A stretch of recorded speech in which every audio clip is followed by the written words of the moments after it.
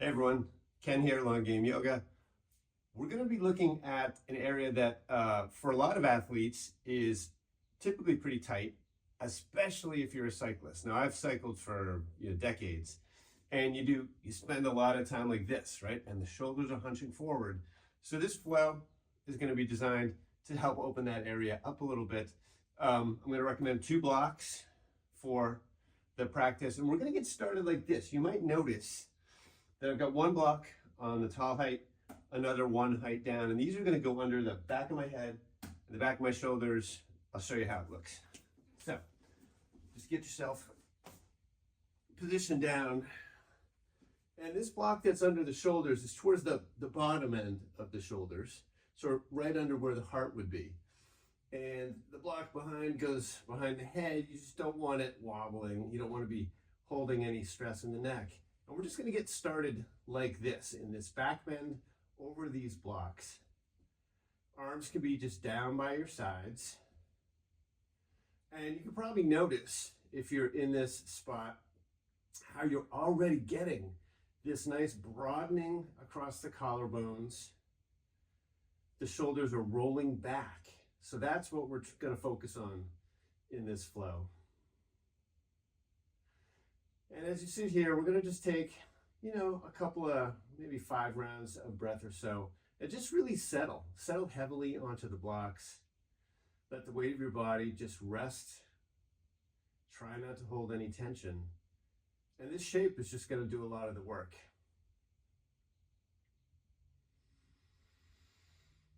Start to deepen the breath, pulling that breath all the way down to the belly button as you breathe in. Or at least that's what you want it to feel like, right? The more we can incorporate, conscious breathing into our practice, I really do think that amplifies the benefits. Not only does it make the practice, I think, a little easier, but it keeps us focused. It relaxes the nervous system a bit. So just take a few more rounds of breath here, enjoying this very passive opening.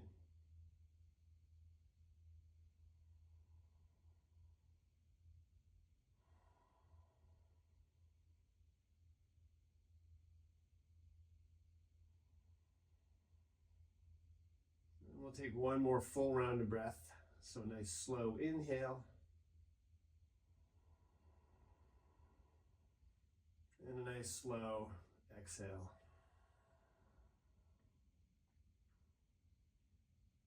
You can, of course, stay here a little longer if you like. Just pause the video if this is feeling good. Otherwise, we're going to make our way carefully off the block. So just go ahead, bend your legs, plant your feet. You can sit up. And we're going to come to our tabletop. Do some cat-cow rolls like we usually do. And I always want to mention that if you've got any areas that are feeling tight or something's just not feeling good, just back off, Modify anything you want. You want this practice to leave you feeling good, not leave you feeling broken in any fashion. So let's come down to our hands and knees and our tabletop. Spread the fingers nice and wide. Really, really take up as much space on the mat as you can, and then grip the mat a little bit. We've got the shoulders over the wrists, we've got the hips over the knees, the ankles aren't rolling out in either direction, so you're pointing the big toes straight back. And then we're going to lower the belly, lift the hips, lift the gaze, coming through our cow, and then start to round into the spine to come through your cat. And we're just going to start moving with the breath here, so using a nice inhale to roll through your cow. Your cat. Yes, no, your cow. And then round through your cat, your cow, your cat. What is it? It's a cat. And you'll notice as you're doing this that there is a nice focus on the area that we're looking at this morning. So that upper back, shoulder blade area, up around the shoulders. So right here, when you're in your cat, you might really feel like that's a nice stretch, but that's the movement that we're going to work a little bit to counter, because that is the position that we find ourselves in so much And you know, I mean, not that there's anything super wrong with that, but really we don't want to favor one side over the other too much, or the muscles can get a little bit out of balance, and we don't want to end up bent over like question marks when we are elderly people. So we want to keep that area working. All right, we'll come back to tabletop after your last round. And then from here, let's go ahead and let's step the feet back, coming into our plank pose. Let's just hold this for a moment and think about that upper back area. I want you to really like push the mat away, broaden across the upper back. So we're spreading those shoulder blades apart from one another. And then we'll just lift the hips up and back. We'll find our downward facing dog. Again, we always want to go for a long straight spine here. So getting long from the wrist creases all the way up to your sit bones. You can bend the legs nice and deeply. Sometimes I like to do that. Just get a nice deep bend in there so that I can push the hips up and back a little bit more, and then you can start to straighten into the legs. If you want to bend one leg and then the other, go ahead and do that. Or you can just settle into some stillness. With your arms here, you can think about spinning your biceps forward. So that rotates the humerus, that upper arm bone, externally a little bit, which can make this down dog feel a little more stable. I think you try it the other way, see how that feels. I've read some things that say that that can be stable too. Check in your own body how that feels. And then from here, we're going to rock forward to our plank again. Remember, pushing the mat away, getting long from the heels, through the crown of the head. And then let's lower all the way to the mat. Untuck the toes, and we're going to lift our forearms, or we're going to come up onto our forearms and find our Sphinx pose. So in our Sphinx, we want the elbows a little bit ahead of the shoulders here. Forearms are parallel. And then activate your legs. So it's the same leg you would do in a low cobra. You're pressing the tops of your feet, that area where the shoelaces would be if you were wearing sneakers. Knees are lifting up off the mat. And then think here about broadening again across the collarbone. So it's rolling the shoulders back, and you can also just imagine pulling that heart forward. So you're creating this nice arch shape in the upper back. You don't need to lift your chin too high here. So this should feel good. And then what you can try and do is we're going to bring our hands back to our low ribs for a low cobra. See if you can keep the chest lifted as you slide the hands back. And now we're in our low cobra. Again, rolling the shoulders back, pinning the elbows toward one another.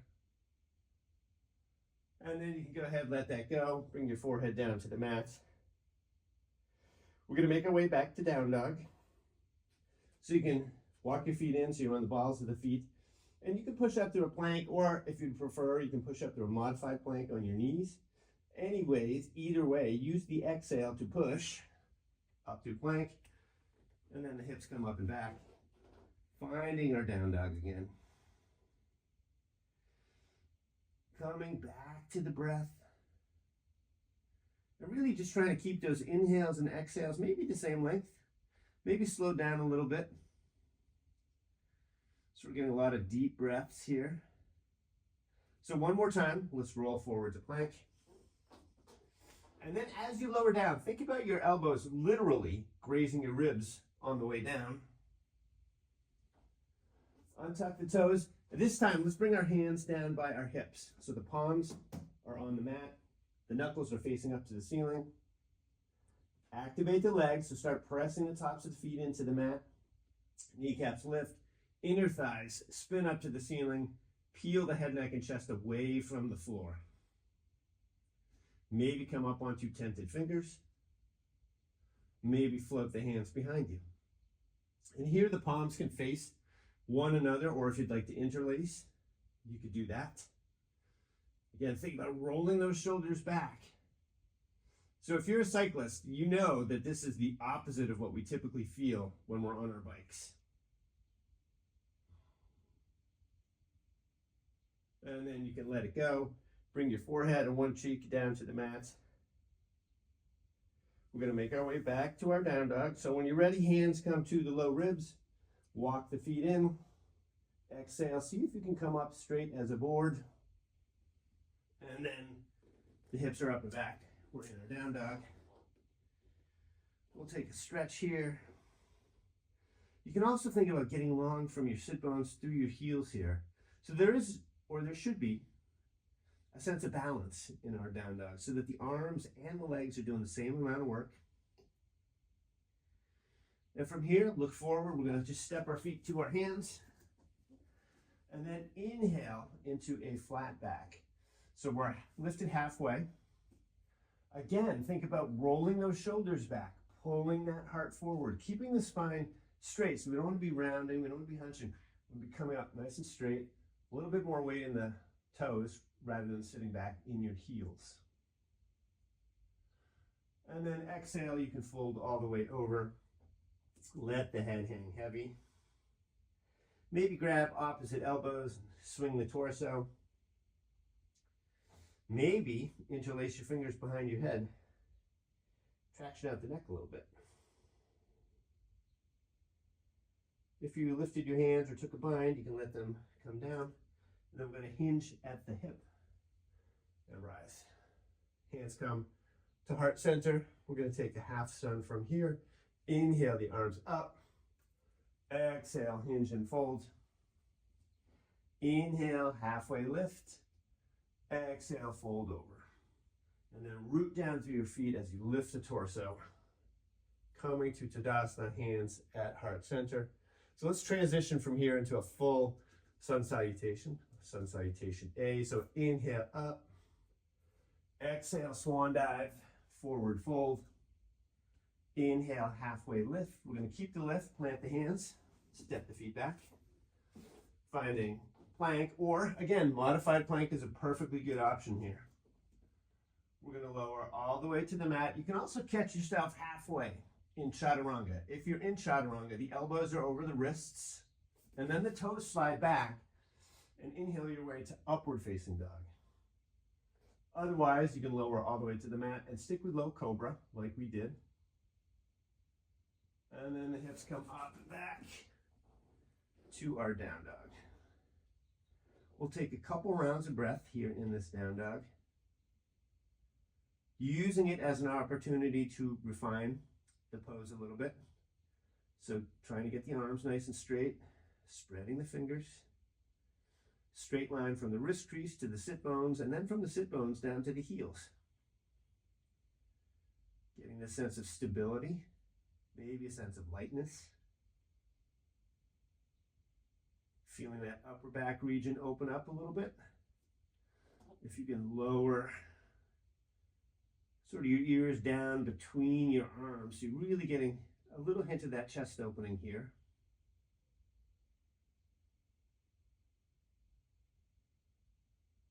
And then from here, we're going to look forward. We're going to step the right foot forward. We're going to go ahead and drop that back knee for a moment, untuck the toes.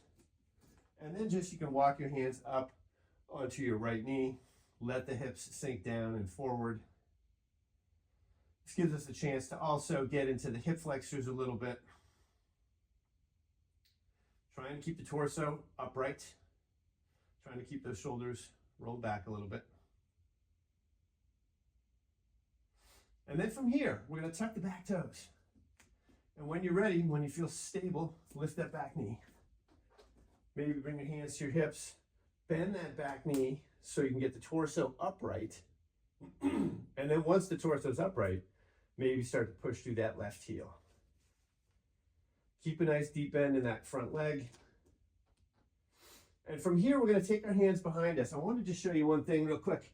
If it's hard for you to interlace, you can always take a strap and grab it like this. So option to use a strap or whatever you have. Or if you can interlace and like to interlace, you can interlace the fingers. Once the fingers are interlaced, rest them on the low back for a moment. And then we're going to straighten into the arms. Now here we want to think about, again, we're opening the chest. We're not coming into a giant back bend, right? We don't want to do that. We want to pull those low ribs in, keep this motion into the shoulders. We'll take one more round of breath here. And then we're going to hinge the torso forward. So we're in a diagonal, hovering the torso above the front leg, lifting those knuckles if you can, whether you're interlaced or whether you're holding the strap, or you can even just keep the palms facing one another, which is pretty challenging in and of itself. We'll take one more round of breath, and then you can release, hands to the mat. We'll just step back to our down dog. You can sneak in a vinyasa here, so roll forward, lower down halfway or all the way. Inhale into a back bend. Exhale, back to down dog. Just notice how all that business feels. And then from here, we're going to look forward. This time it's the left foot stepping forward. We'll go ahead, drop the right knee, untuck the toes. Lift the torso. Hands can be on the knee, hands can be on the hips. We do just want to get our pelvis level here. So we're going to be tipping it forward or spilling it back, seeing if you can get it nice and level. And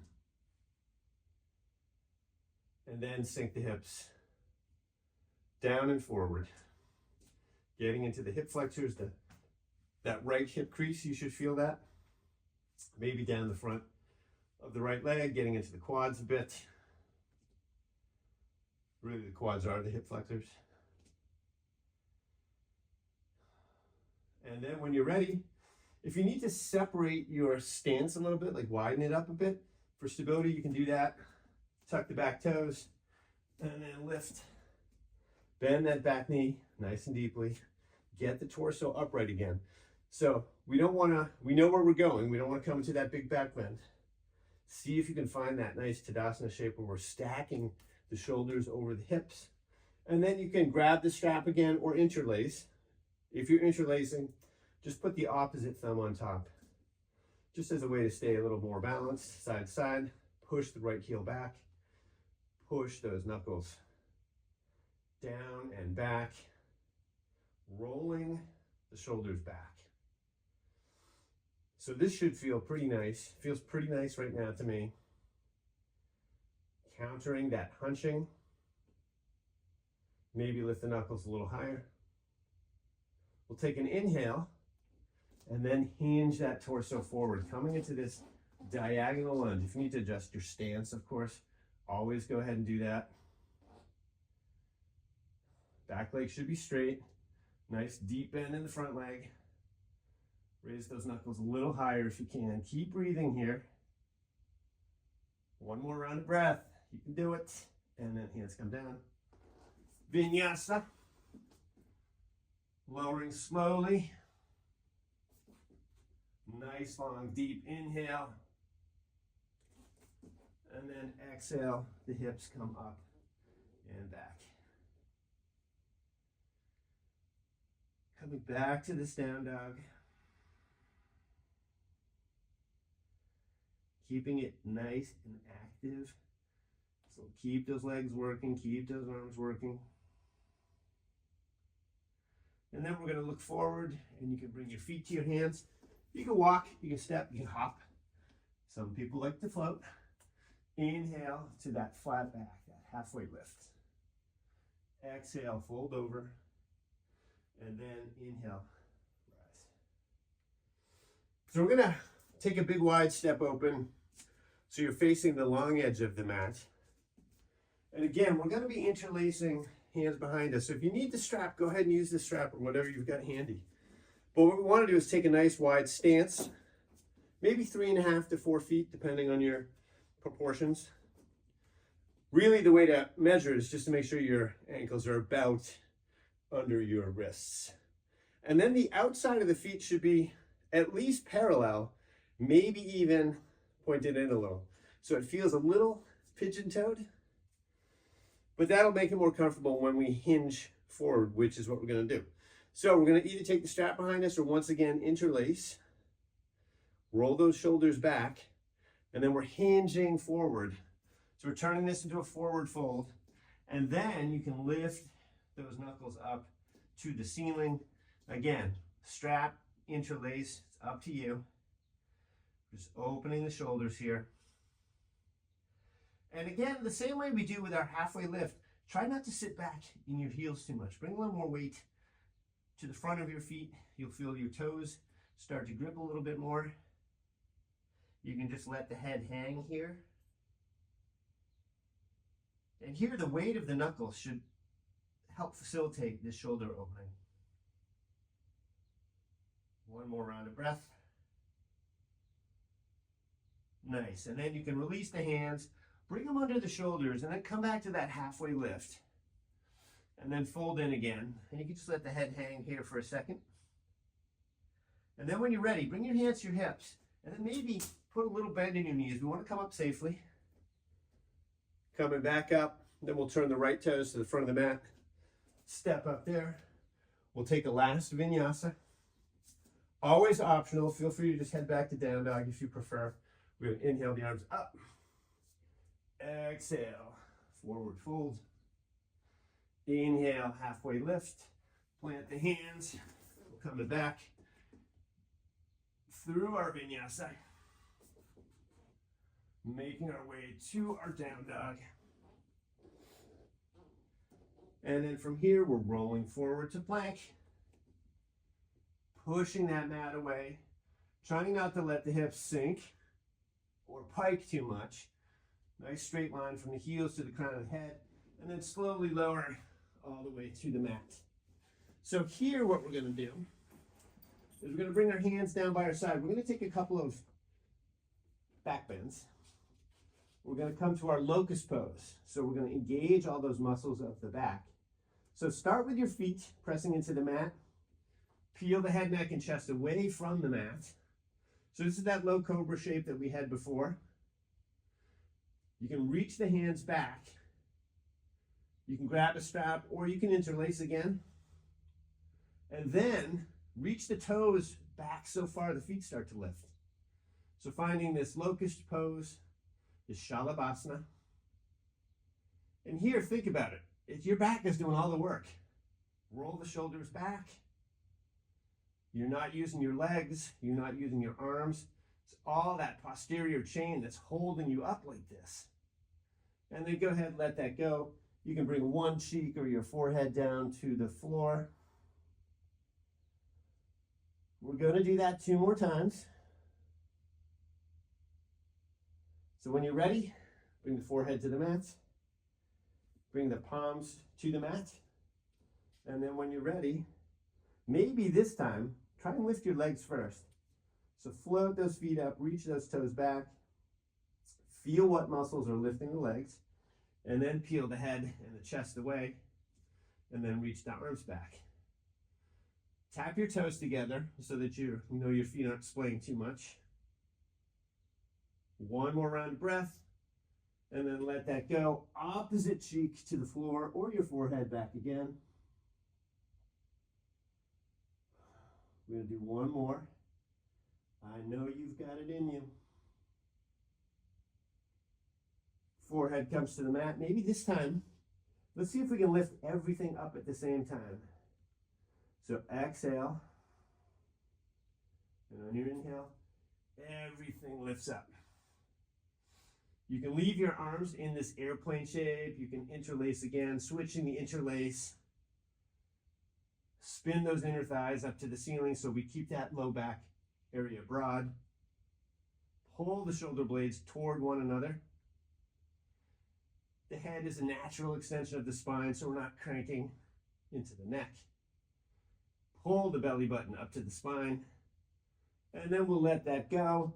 And here you can make a little pillow with your hands. Maybe rest your forehead on it. Bend it to the knees. And then just swing them side to side. Windshield wipering the legs. That way, if you felt anything get crunchy in the low back area, this should hopefully release that. And then from here, we're going to come up to tabletop. And then let's cross our ankles. We're going to come down onto our back. Have one of your blocks, or maybe 2 of your blocks handy. We're going to finish up with a bridge pose. So all that great opening that we've brought into the chest and into that upper back area, let's make use of this. So come down on your back, bend your legs, plant your feet. The feet should be close enough that you can reach down and just hit the back of your heels with your fingertips. That's usually the right distance. Feet are hips width. And then when you're ready, push into the heels to start to lift the hips. And then from here, I'm either interlacing or you could hold the outside edges of the mat. Rolling one shoulder and then the other underneath. Pushing the hips up. So getting this nice opening. And I've got this chin tuck here. Try not to let the knees splay. Just kind of keep thinking about pulling everything to the midline of the mat. Keep pushing through the heels. Nice. And then from here, you can slowly lower everything down. And then we're going to set up for a supported bridge. If you want to take another active bridge, if that's feeling good, awesome. Go ahead and do it. Otherwise, go ahead and lift the hips. We're going to pop a block, maybe 2 blocks under the sacrum. And then just let everything sit on that block heavily. So this is kind of a similar shape to what we started in that back bend over the blocks. You can have your arms in a cactus shape here. That could feel really nice. You could have your arms just down by your sides, palms up. You can leave your feet on the mat, or if you'd like, it might feel nice just to lift them up to the ceiling. If you've lifted your legs, since we're here looking at our feet, you could flex the feet and point the feet. Maybe roll the ankles out one direction, the other. You don't have to do any of this stuff. You can always just find stillness if that feels good for you.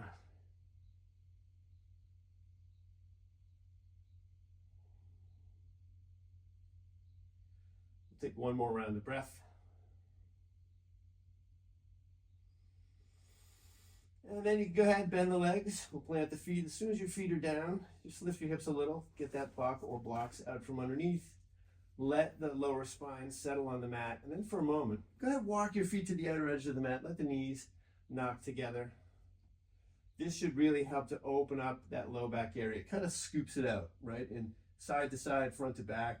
Get that little bit of like a shield type of a shape, which is good not only for the low back, but it's also a nice way to release the psoas muscle, which is one of your hip flexors, and it runs from the low spine to the front of that big bone at the top of your leg. And this is a nice release for that.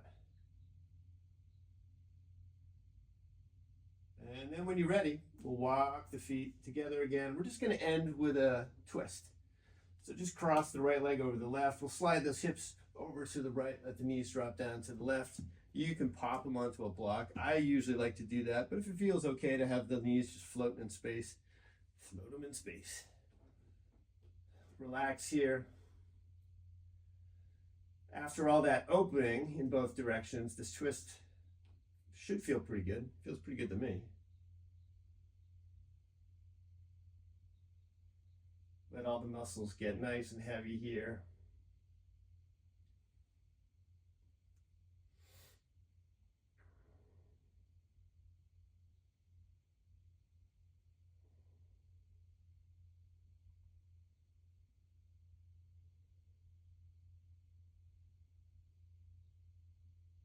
One more round of breath. And then go ahead, bring those knees back up to center. We'll uncross, recenter the hips on the mat. Let's take it to the other side from here. So cross the left leg over the right if you're crossing. Scoot those hips over to the left, knees drop to the right. You don't need to cross the legs if you don't want to. If that doesn't feel good, feel free to just stack the knees. Or you can even just take a real gentle wiper type of twist. You just let the knees drop over to the side.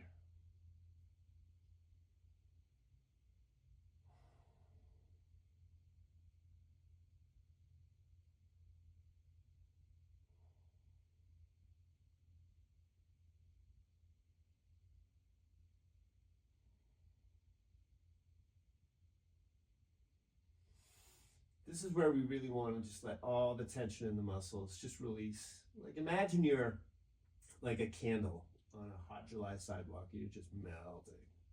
That's the feeling we're going for. And then when you're ready, we're gonna bring those legs back up, uncross. And let's just finish off by pulling both knees into the chest. Curl up into a tight little ball right now. So this is what we were trying to avoid most of this flow. But now we want to do it. We want to just lean into it, really round the spine, maybe make some little circles. And then from here, we're going to set up for a Shavasana. So if you want to straighten your legs, come down onto your back. If you want to bring the soles of the feet together, let the knees open wide, maybe with some blocks under them. That's a nice restorative way to spend your Shavasana. It's up to you. See if you can spend maybe 5 minutes or so. You know, you don't need to, you can just let the video run out or pause it, whatever you feel like. It's nice to spend a little bit of time in your Shavasana at the end of a practice. Lets the benefits kind of diffuse into the body, lets the muscles just relax. You can rest deeply. So yeah, stay there as long as you want. Now, even though this flow is, I've been kind of aiming it specifically towards cyclists, it's really for, you know, a lot of athletic people have that thing where they're hunching forward. And really, if you think about it, a lot of our lifestyle these days has that. I mean, how much time do we spend like this, staring at that little black mirror that's always in our hands, or our devices, our laptops, even spending a lot of time driving. You can get this thing where you're starting to hunch forward a lot. And what we want to do is make sure that we're spending time countering that. Because as we age, we don't want, and even young people, I swear, my daughter and her friends, they spend so much time on their phones that they're all kind of rounded forward. Let's not do that. Let's make sure that we're nice and open on the front and the back as well. So hopefully this worked for you and you felt like it was a good flow. If you have any questions, just hit me up in the comments. All the regular stuff, if you liked it, just, you know, hit the like. If you want to see more of these flows regularly, just go ahead and subscribe. I put out 2 flows a week. Thanks for joining me on the mat. I hope to see you again.